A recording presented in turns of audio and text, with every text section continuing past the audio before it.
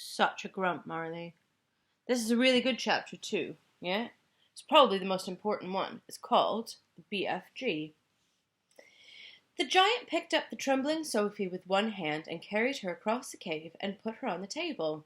Now he's really going to eat me, Sophie thought. The giant sat down and stared hard at Sophie. He had truly enormous ears.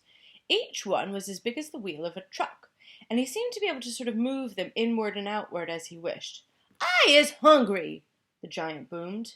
He grinned, showing massive square teeth. The teeth were very white and very square, and they sat in his mouth like huge slices of bread. "Please don't eat me," Sophie stammered. The giant let out a bellow of laughter. "Ha ha! Just because I is a giant, you think I is a man-goblin cannibal," he shouted. "You is about right. Giants is all cannibally and murderful, and they does gobble up human beings. We is in giant country now. Giants is everywhere around. Out there we has us the famous bone-crunching giant. Bone-crunching giant crunches up 2 wopsy whifflin' human beings for supper every night. Noises ear-burstin'. Noise of crunching bones goes cratty-crack for miles around." "Ouch," Sophie said. "Bone-crunching giant only ever gobbles human beings from Turkey," the giant said. "Every night Bone Cruncher is galloping off to Turkey to gobble Turks."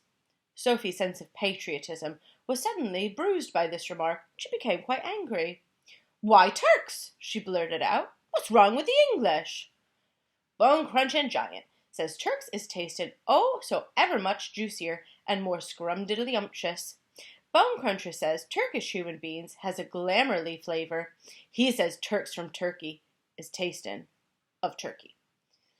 "Well, I suppose they would," Sophie said. "Of course they would," the giant shouted. "Every human being is diddly and different. Some is scrumdiddlyumptious, and some is ucky slush. Greeks is full of ucky slush. No giant has ever eaten Greeks, ever." "Why not?" Sophie asked. "Greeks from Greece is tastin' greasy," the giant said. "I imagine that's possible too," Sophie said. She was wondering with a bit of a tremble what all of this was about, talking of eating people was leading up to. Whatever happened, she simply must play along with this peculiar giant and smile at his jokes. But were they jokes? Perhaps the great brute was just working up an appetite by talking about food. "As I am saying," the giant went on, "all human beings is having different flavors. Human beings from Panama is tasting very strongly of hats." "Why hats?" Sophie said. "He is not very clever," the giant said, moving his great ears in and out. "I thought all human beings was full of brains, but your head is emptier than a bungle-dongle." Do you like vegetables?" Sophie asked, hoping to steer the conversation towards a slightly less dangerous kind of food. "You is trying to change the subject," the giant said sternly. "We is having an interesting babblement about the taste of the human bean. The human bean is not a vegetable." "Oh, but the bean is a vegetable," Sophie said. "Not the human bean," the giant said. "The human bean has 2 legs, and vegetables is having no legs at all." Sophie didn't argue any more. The last thing she wanted to do was make the giant cross. "The human bean," the giant went on, "is coming of dillions of different flavors. For instance, human beings from Wales is tasting very whooshy of fish. There is something very fishy about Wales."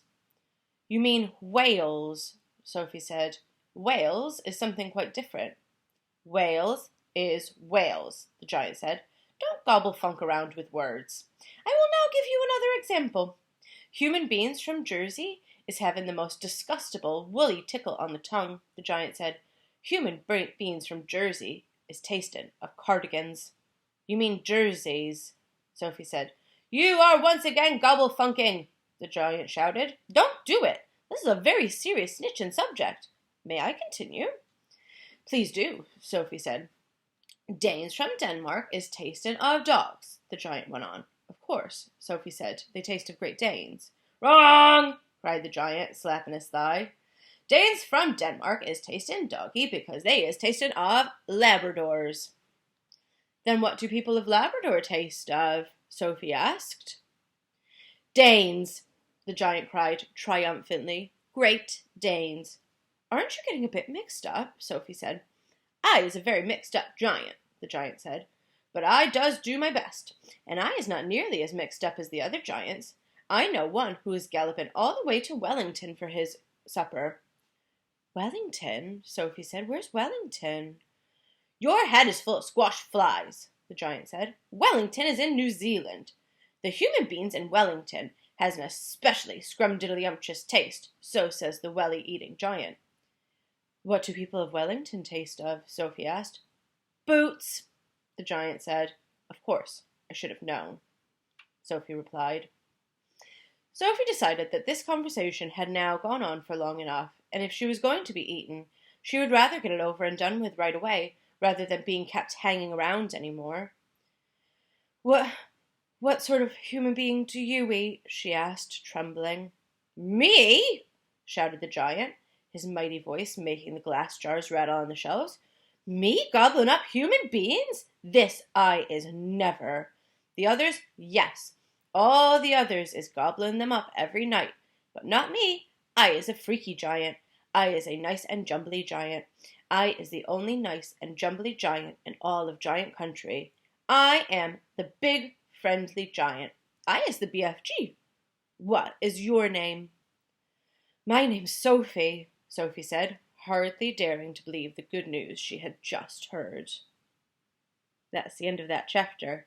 So next chapter is called The Giants. I'll read that tomorrow.